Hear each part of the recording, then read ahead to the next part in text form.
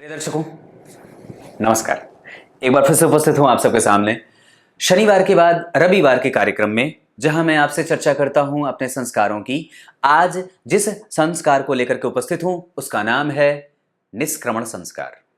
जहां इसके क्या विधान है, इसको क्यों किया जाता है और इसकी क्या प्रक्रिया है, इसके बारे में चर्चा करेंगे।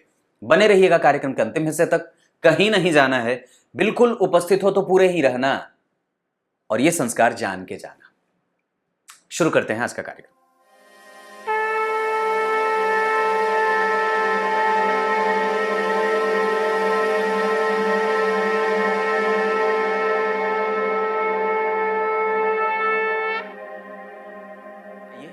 अब आपको सीधे विषय पे लेके आता हूं।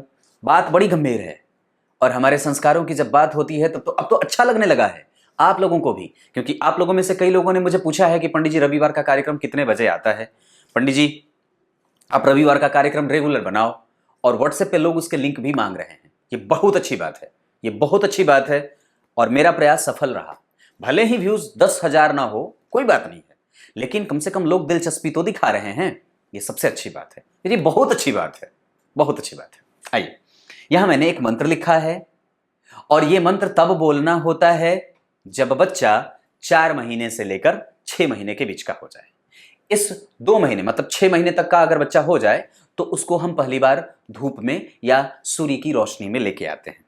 क्लियर है? अब करना क्या होगा? तो चूंकि हमारा जो शरीर है वो 5 तत्वों से मिलकर बना है, पृथ्वी, जल, अग्नि, वायु और आकाश। इनकी जो वास्तविक स्थिति होती है वो हमारे लिए मित्रवत होती है। वो हमारे मित्र हैं। इन तत्वों के अधिक और कमोबेश होने की स्थिति में हमारा शरीर बीमार पड़ जाता है, और इसीलिए कि बच्चा जो जातक जन्मा है उसमें इन तत्वों की कमोबेश स्थिति न हो और वो जो पंच महाभूत हैं वो इसमें समान या सामान्य व्यवहार करें इसके शरीर के साथ। इसलिए ही इस संस्कार की आवश्यकता होती है। निष्क्रमण संस्कार का मतलब बताता हूं। निष्क्रमण संस्कार का मूल मतलब होता है बाहर निकालना। किससे? प्रसूति का जो घर होता है उससे बाहर निकालना। आप ऐसे ही कभी बच्चे को बाहर ना निकाल देना। बच्चा कोमल होता है, उसके ऊपर इसका गलत प्रभाव भी पड़ सकता है। और जब जो परम नियंता है, जो साक्षात रोशनी के रूप में हमें ब्रह्मांड का पालन करता, स्वयं रोशनी देता है, हम जब उसकी रोशनी में पहली बार बच्चे को लेके जाते हैं तो यही मंत्र पढ़ते हैं। यह मंत्र पढ़ना है पिता के द्वारा, और उसे पहली बार सूर्य की रोशनी में उसको सूर्य का दर्शन कराते हैं, उसको पृथ्वी का स्पर्श कराते हैं, जहां मैंने पिछले संस्कार में बात करी थी। इस संस्कार में ये छठा संस्कार होता है। इसके पहले मैंने 5 संस्कारों की चर्चा कर रखी है। मंत्र ये पढ़ना है, मैं पढ़ के बता देता हूं। शिवे ते अस्ताम द्यावा पृथ्वी असंतापे अभिश्रियौ शम ते सूर्य आ तपतु शम वातो वातु ते हृदय शिवा अभि क्षरन्तु त्वापो दिव्या पयस्वती ही।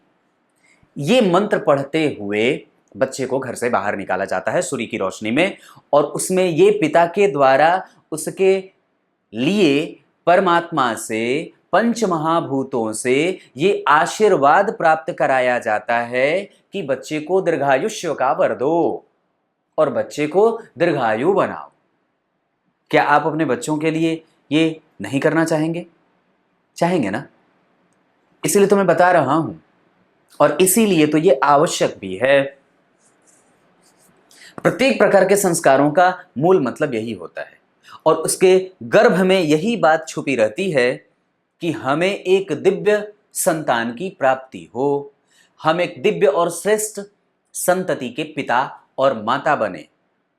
यूं ही नहीं करना संतति, एक्सीडेंट नहीं होना चाहिए। मैंने पहले ही कार्यक्रम में बता रखी है बात। वो तयशुदा वक्त पे और तयशुदा प्रक्रिया के हिसाब से ही सारी क्रियाएं होनी चाहिए।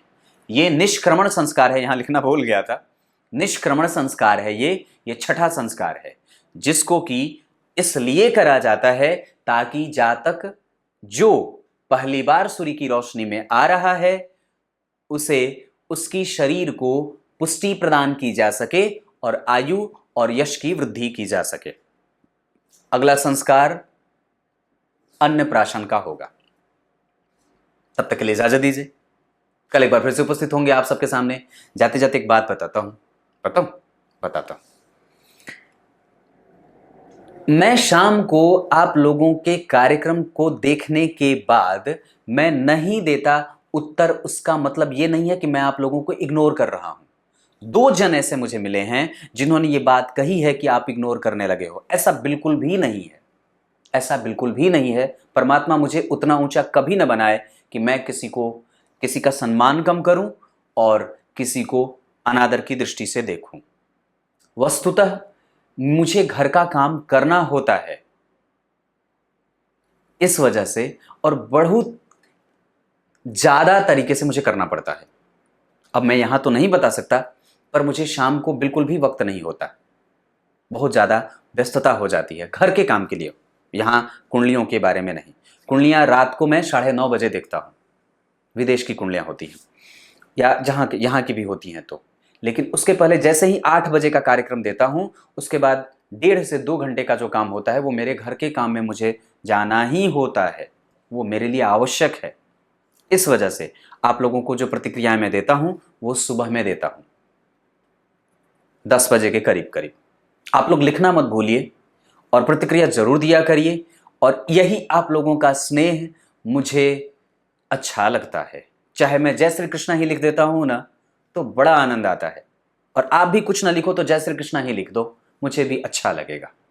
तब तक के लिए इजाजत दीजिए। ये ना सोचना कभी कि मैं आपको नजरअंदाज कर रहा हूं। ऐसा पाप मैं कभी भी नहीं करना चाहता, कभी भी नहीं करना चाहता, सच्ची में नहीं करना चाहता। आप लोग लिखते हो, मुझे अच्छा लगता है और उसी का इंतजार भी करता हूं मैं। अब तब तक के लिए बहुत बहुत नमस्कार।